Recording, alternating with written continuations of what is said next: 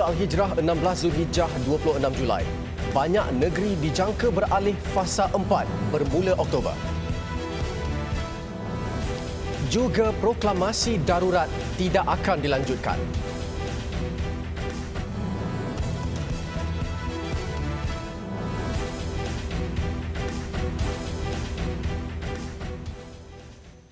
Bismillahirrahmanirrahim. Assalamualaikum warahmatullahi wabarakatuh. Berita Al-Hijrah malam ini bersama saya Al-Muhsin Muhammad Nur. Kebanyakan negeri dijangka beralih ke fasa keempat Pelan Pemulihan Negara (PPN) seawal Oktober depan. Perdana Menteri Tan Sri Muhyiddin Yassin berkata peralihan fasa bagi sesebuah negeri akan dinilai berdasarkan purata bilangan kes harian, kadar penggunaan katil di wad unit rawatan rapi ICU dan peratusan rakyat dewasa lengkap divaksinasi. Dari semasa ke semasa, kerajaan akan terus memantau keadaan di setiap negeri dengan rapi, termasuk mengambil langkah intervensi mengikut keperluan. Di samping itu, kerajaan akan tetap melaksanakan penilaian risiko, termasuk menilai kesediaan mana-mana negeri untuk beralih ke fasa kedua, ketiga dan keempat. Beliau berkata demikian ketika menyampaikan penerangan PPN pada sidang khas Dewan Rakyat yang bermula hari ini. Jelasnya negeri yang beralih ke fasa ketiga tidak akan kembali ke fasa kedua berdasarkan pendekatan yang digunakan PPN, iaitu strategi keluar dan tidak berpatah balik atau exit strategy and no turning back.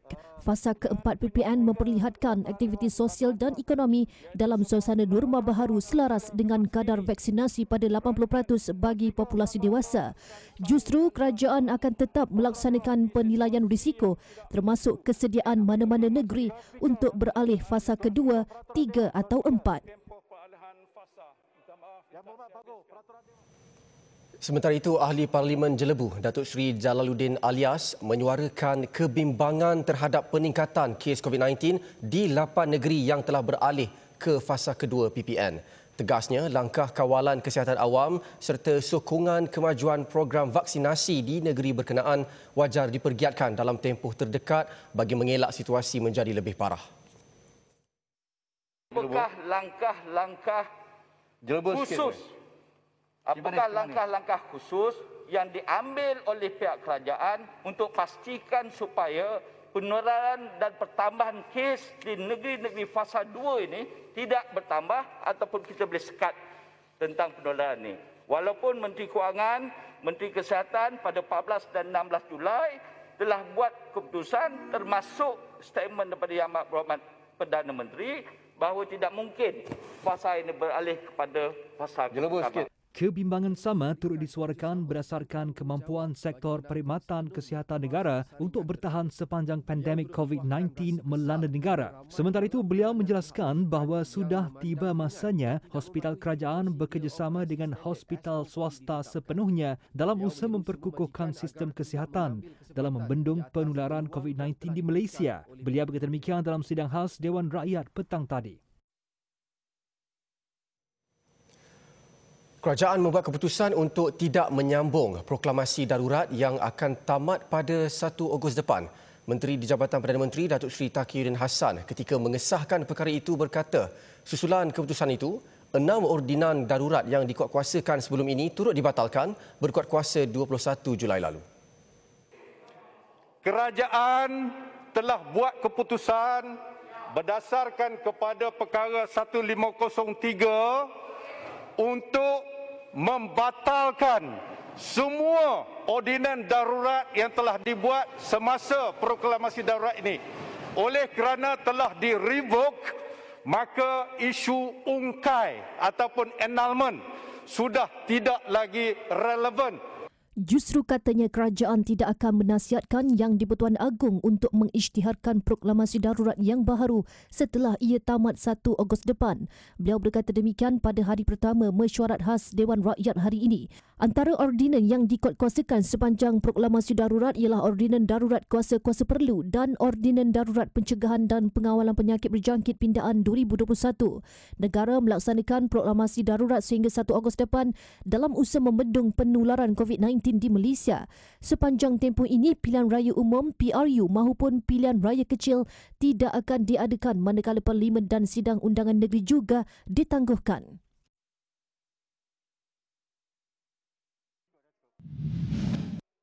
Terdahulu, mesyuarat khas Dewan Rakyat tegang seketika berikutan terdapat bantahan ahli parlimen yang mempersoal ketiadaan sesi perbahasan dan pengundian bagi perkara yang dibentangkan. Bagaimanapun, sesi mesyuarat diteruskan dengan penerangan oleh Perdana Menteri Tan Sri Muhyiddin Yassin.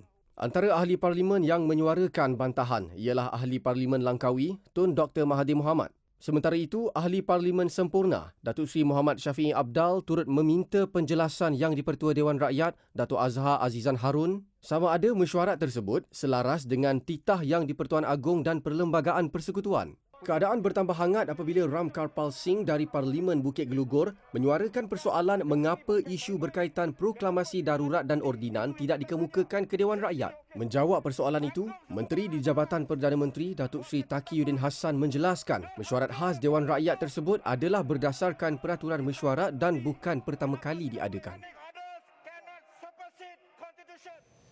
Sebanyak 735 kluster tempat kerja dikesan sepanjang 1 Jun hingga 23 Julai lalu membabitkan 60,000 kes termasuk 373 kluster subkategori penghilangan atau 50.7% daripada keseluruhan kes. Menteri Penyelaras Pelan Pemulihan Negara PPN Tengku Datuk Seri Zafrul Tengku Abdul Aziz berkata, jumlah kluster itu adalah yang tertinggi dengan 350,642 kes positif. Penetapan kategori bagi kluster-kluster adalah bagi mengenal pasti lokasi atau lokaliti di mana tindakan bersasar bagi kawalan dan pencegahan penularan jangkitan COVID-19 dapat dilaksanakan dengan berkesan oleh KKM. Beliau berkata demikian ketika menjawab soalan pada sesi penggulungan mengenai PPN di Dewan Rakyat hari ini. Pekerja industri tidak boleh dipersalahkan sepenuhnya susulan peningkatan kes COVID-19 di Kedah memandangkan peratusan jangkitan dalam komuniti direkodkan lebih tinggi. Pengerusi Jawatankuasa Industri dan Pelaburan Kedah, Datuk Dr. Ku Abdul Rahman Ku Ismail berkata data yang diperoleh pihaknya menunjukkan kes positif dalam kalangan pekerja industri hanya antara 6 hingga 8%. Maklumat setakat 4 Julai lalu turut menunjukkan 70% kes jangkitan COVID-19 adalah membabitkan penyebaran dalam komuniti manakala 30% adalah kluster dengan 62% daripadanya berlaku di tempat kerja.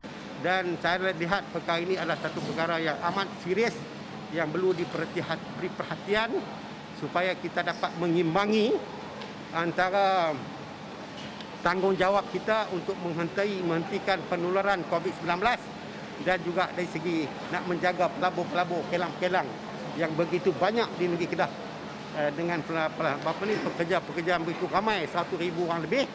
Kalau mereka tutup maka 100,000 orang lah akan hilang pekerjaan dan ekonomi kita pun tak boleh bertumbuh sepertinya yang berlaku selama ini. Beliau berkata demikian selepas melawat Pusat Pemberian Vaksin PPV Program Imunisasi Industri COVID-19 Kerjasama Awam Swasta PIKAS di Sungai Petani. Lebih 100,000 pekerja industri seluruh Kedah dijangka akan lengkap menerima 2 dos suntikan vaksin COVID-19 seawal Oktober di bawah Program Imunisasi Industri COVID-19 Kerjasama Awam Swasta PIKAS. Program vaksinasi berkenaan sedang giat dilakukan di daerah Kulim, Kuala Muda dan akan diperluas ke Kota Star serta Kubang Pasuh mulai minggu hadapan bergantung bekalan vaksin yang diterima. Polis akan membuka kertas siasatan berhubung Perhimpunan Hartal Doktor Kontrak yang dijalankan di Hospital Kuala Lumpur pagi tadi. Ketua Polis Daerah Dang Wangi, Asisten Komisioner Muhammad Zainal Abdullah berkata tindakan kumpulan itu melanggar prosedur operasi standard SOP Perintah Kawalan Pergerakan PKP. Menurut ACP Muhammad Zainal Abdullah, kesemua peserta terbabit akan dipanggil untuk merakam keterangan dalam masa terdekat bagi membantu siasatan. Terdahulu, seramai 50 doktor kontrak turut serta dalam Perhimpunan Hartal Doktor Kontrak di HKL. Bagaimanapun, perhimpunan itu berakhir pada jam 11.22 pagi selepas dileraikan pegawai polis Diraja Malaysia Dang Wangi. Perhimpunan hartal diadakan serentak di hospital seluruh negara melibatkan kumpulan doktor kontrak yang menggesa kerajaan melunaskan dua perkara, iaitu menerima doktor kontrak sebagai pegawai tetap dan diberi peluang melanjutkan pelajaran.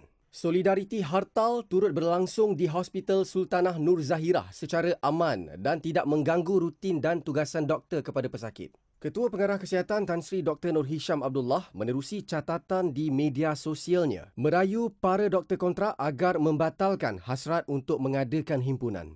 Menurut kenyataan itu, beliau mengingatkan bahawa mogok boleh menyebabkan pengabaian kepada pesakit dan juga menjejaskan nyawa pesakit serta kerjaya seorang doktor.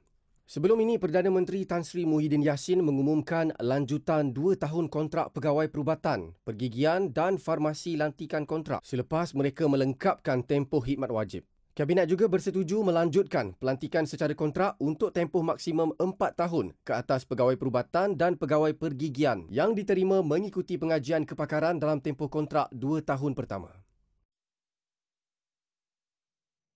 Penduduk Projek Perumahan Rakyat PPR dan Perumahan Awam Dewan Bandaraya Kuala Lumpur DBKL akan ditempatkan di Pusat Kuarantin dan Rawatan COVID-19 berisiko rendah swasta PKRCS secara percuma mulai hari ini.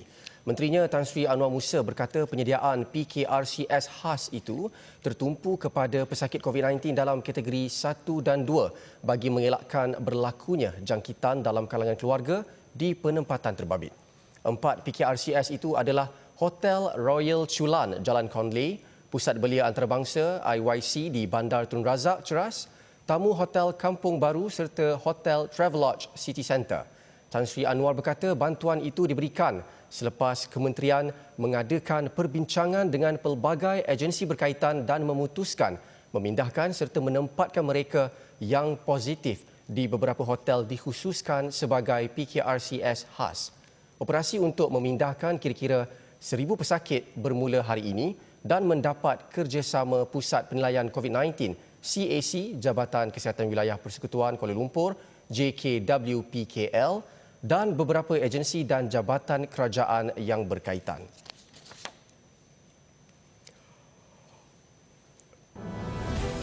Rasuah untuk bolot projek 6 termasuk jurutera daerah direman.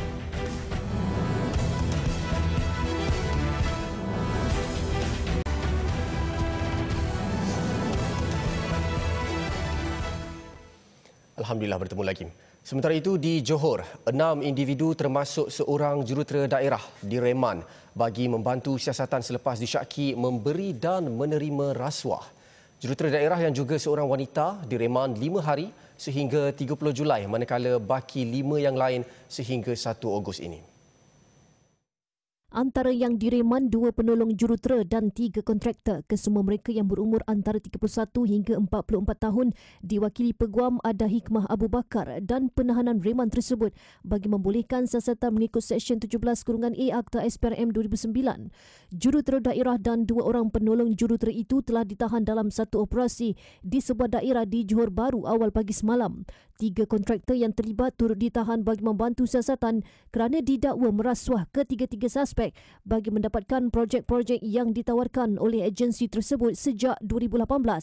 Kontraktor terbabit dipercayai mengawal 11 syarikat yang didaftarkan atas nama mereka dan juga proksi untuk membolot projek agensi pusat itu yang ditawarkan di daerah tersebut. Dianggarkan projek yang dimonopoli mencecah jutaan ringgit sejak tahun 2018 hingga 2021. Selain itu, sumber menjelaskan pelbagai bentuk suapan telah diberikan kepada semua suspek termasuk pakej percutian, wang tunai, barang berharga termasuk sebuah bot. Pengarah Perisikan SPRM Dato' Azmi Kamaruzaman mengesahkan tangkapan itu tetapi enggan mengulas lanjut. Gara-gara menerima rasuah berjumlah RM250, seorang anggota polis berpangkat Lance Corporal dihadapkan ke Mahkamah Session Ipoh atas 2 pertuduhan. Tertuduh Abdul Hadi Abu Bakar, 28 tahun, bagaimanapun mengaku tidak bersalah selepas kedua-dua pertuduhan dibacakan terhadapnya. Mengikut pertuduhan, dia didakwa menerima suapan wang tunai RM50 daripada seorang lelaki sebagai dorongan tidak membawa lelaki berkenaan dan pasangannya ke balai polis atas kesalahan halwat di tempat letak kereta Taman DR Sina Vasagem kira-kira jam 2 pagi pada 30 Disember 2019. Lelaki terbabit turut didakwa bagi pertuduhan kedua menerima suapan berjumlah RM200 daripada lelaki sama atas kesalahan halwat di belakang bangunan restoran nasi kandar di Taman Fair Park antara pukul 12.30 hingga 12.45 tengah hari 5 Januari 2021. Bagi kedua-dua pertuduhan itu, dia didakwa mengikut Seksyen 17(A) Akta Suruhanjaya Pencegahan Malaysia SPRM 2009 dan boleh dihukum di bawah Seksyen 24 Akta sama. Jika sabit kesalahan, tertuduh berdepan hukuman penjara tidak lebih 20 tahun dan denda tidak kurang 5 kali ganda nilai suapan atau RM10,000 mengikut mana yang lebih tinggi. Mahkamah membenarkan jaminan RM5,000 dengan seorang penjamin bagi kedua-dua pertuduhan dan menetapkan 28 Oktober ini untuk sebutan semula kes. Sindiket pengedaran dadah di Pulau Pinang tumpas selepas polis menahan 6 individu termasuk 2 pasangan suami isteri dalam 3 serbuan di Juru, Simpang Ampat dan Butterworth, Khamis dan Sabtu lepas. Dalam serbuan itu, polis berjaya merampas dadah jenis heroin dan syabu bernilai hampir RM86,768. Sindiket berkenaan berjaya dibongkar selepas polis menahan 2 lelaki di tepi jalan di Juru dan merampas 4,524 gram heroin di dalam kereta dinaiki suspek. Tangkapan seterusnya melibatkan seorang lelaki di tempat mencuci kereta di Juru dan polis menemui syabu seberat 228 gram di dalam beg galasnya. Penahanan itu membawa kepada serbuan ke rumah suspek di Simpang Ampat dan polis turut menahan isterinya yang juga seorang guru tadika swasta selepas menemui 758 gram dadah di dalam rumah berkenaan. Hasil siasatan lanjut pada 24 Julai 2021 telah membawa polis ke satu bangsa puri di kawasan Butterworth di mana pasukan polis daripada JSJN IPD Seberang Perai Tengah dan Seberang Perai Utara telah melakukan serbuan dan menangkap seorang lelaki dan seorang perempuan serta menemui 91 gram dadah heroin bernilai RM1,011.01. Di samping itu, pihak polis telah menemui peralatan dan juga bahan kimia yang kita boleh lihat di hadapan ini di dalam rumah tersebut. Sindiket pengedaran itu dipercayai aktif sejak awal tahun ini dan mengedar dadah di sekitar negeri itu khususnya di kawasan seberang perai. Kesemua mereka direman selama 7 hari bagi membantu siasatan di bawah Seksyen 39B Akta Dadah Berbahaya 1952 dan Seksyen 15(1)A Akta Dadah Berbahaya 1952. Bergelar kanak-kanak kurang upaya OKU sejak kecil kerana tidak boleh mendengar dan bertutur, kini ujian lain pula menimpa Nurdini Umairah Abdullah pada usia 13 tahun apabila dia hilang mata kirinya. Ibarat sudah jatuh ditimpa tangga, retina mata kanannya pula mengecut dan telah menjalani pembedahan di sebuah pusat perubatan swasta di ibu negara. Anak tunggal kepada Noridah Bacok yang juga ibu tunggal ini bukan sahaja tidak boleh mendengar dan bisu, namun Nurdini juga mempunyai masalah mental bersifat agresif semenjak dilahirkan. Pembedahan matanya sebelum ini menelan kos RM18,000 dan ditanggung seorang doktor kerana kekangan kewangan. Noridah pula terpaksa berhenti kerja kerana perlu memberikan perhatian penuh kepada Nurdini Umairah. Jadi akak kena selalu pantau dia sebab dia takut dia pegang mata dia kan walaupun operation tu doktor pun tak kasih dia pegang mata dia, takut bakteria dia kat mata ke apa. Jadi itulah akak kena 24 jam kena jaga dia gitu, tengok dia keadaan dia kan. Sebelum ini Nurdini Umairah yang tinggal di Projek Perumahan Rakyat PPR Melana Indah, Johor Bahru boleh menguruskan diri sendiri termasuk mandi dan membuang air. Namun sejak mengalami masalah penglihatan pada Mei lalu, dia sukar berjalan dan hanya memakai lampin pakai buang. Noridah dalam pada itu sedang dalam proses memohon bantuan Jabatan Kebajikan Masyarakat JKM bagi meringankan bebanan yang ditanggung. Kesempitan hidup yang dialami Noridah dan anaknya mendapat perhatian pasaraya besar Econ Safe Cash and Carry dan mereka menerima sumbangan barang bernilai RM1,000. Itulah untuk hari ini kita ada sumbangan susu khas, lepas tu lampin pakai buang, lepas tu barangan dapur semua lah untuk keluarga Puan Nurida ni. Jadi sumbangan ni bernilai RM1,000. Jadi kita harap sumbangan kami ni dapat meringankan sikitlah bebanan keluarga Nurida, dan kami juga doa semoga anak beliau ni cepat sembuh lah. Orang ramai yang ingin menghulurkan bantuan, sumbangan boleh disalurkan ke akaun RHB seperti tertera atau boleh menghubungi Nurida di talian 011-2325-4184. Persatuan Taman Tema dan Pusat Hiburan Keluarga Malaysia, MATFA, akan memberikan diskaun tiket dan baucer istimewa di semua taman tema dan pusat hiburan keluarga serta taman permainan milik ahli MATFA pada 31 Ogos ini kepada individu yang telah menerima vaksin lengkap. MATFA dalam satu kenyataan memaklumkan pemberian bernilai RM640,000 itu sempena sambutan Hari Kemerdekaan tahun ini. Menurut MATFA, inisiatif itu juga sebahagian daripada sokongan terhadap saranan Perdana Menteri Tan Sri Muhyiddin Yassin untuk memberi kelonggaran sekatan pergerakan kepada individu yang telah menerima vaksin lengkap. Persatuan itu turut memberi jaminan mengenai gelembung perjalanan yang selamat kerana sistem kawalan pintu masuk yang berkesan akan menjadi sebahagian daripada prosedur operasi standard SOP COVID-19 apabila dibuka kepada umum kelak. MATFA juga meneruskan kerjasama dengan Kementerian Pelancongan untuk mempercepatkan proses pengagihan vaksin lengkap kepada pekerja taman tema, pusat hiburan keluarga dan taman permainan.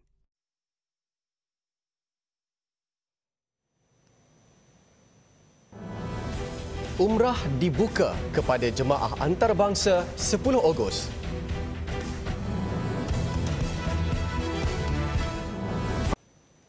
Alhamdulillah bertemu lagi. Bermula 1 Muharram bersamaan 10 Ogos ini, Kerajaan Arab Saudi membuka semula ruang bagi jemaah antarabangsa untuk menunaikan umrah. Presiden Ketua Umum Hal Ehwal 2 Masjid Suci, Sheikh Abdul Rahman As-Sudais telah mengarahkan semua pihak bertanggungjawab untuk bersiap sedia bagi menerima jemaah umrah di Masjidil Haram, Makkah. Sheikh Abdul Rahman As-Sudais turut mengarahkan pegawainya untuk mempergiatkan usaha mencegah penularan COVID-19 di Masjidil Haram Mekah serta Masjid Nabawi Madinah selepas membuktikan tiada berlakunya jangkitan COVID-19 semasa musim haji yang berlangsung baru-baru ini. Memetik laporan Saudi Press Agency, Kerajaan Arab Saudi mengumumkan kebenaran itu selepas warga negara serta penduduk di Arab Saudi dibenarkan menunaikan umrah bermula 25 Julai. Sementara itu, Haramain Syarifain melaporkan hanya jemaah berumur 18 tahun dan ke atas sahaja dibenarkan dan wajib menerima suntikan dos vaksin COVID-19 lengkap jenis Pfizer, Moderna, AstraZeneca atau Johnson & Johnson. Bagi individu yang menerima suntikan vaksin keluaran China, mereka perlu mengambil dos penggalak sama ada jenis Pfizer, Moderna, AstraZeneca atau Johnson & Johnson. Semua negara dibenarkan menghantar jemaah mereka terus ke negara itu kecuali beberapa negara yang perlu menjalani kuarantin di negara ketiga sewaktu transit sebelum tiba di Arab Saudi. Negara-negara tersebut ialah India, Pakistan, Indonesia, Mesir, Turki, Argentina, Brazil, Afrika Selatan dan Lebanon. Bermula 25 Julai, agensi-agensi umrah yang disahkan Kementerian Haji dan Umrah akan diberi kuasa bagi mengeluarkan visa umrah untuk masuk ke Arab Saudi. Bagaimanapun, kelayakan dan syarat kebenaran menunaikan umrah boleh berubah mengikut situasi semasa pandemik COVID-19 di seluruh negara.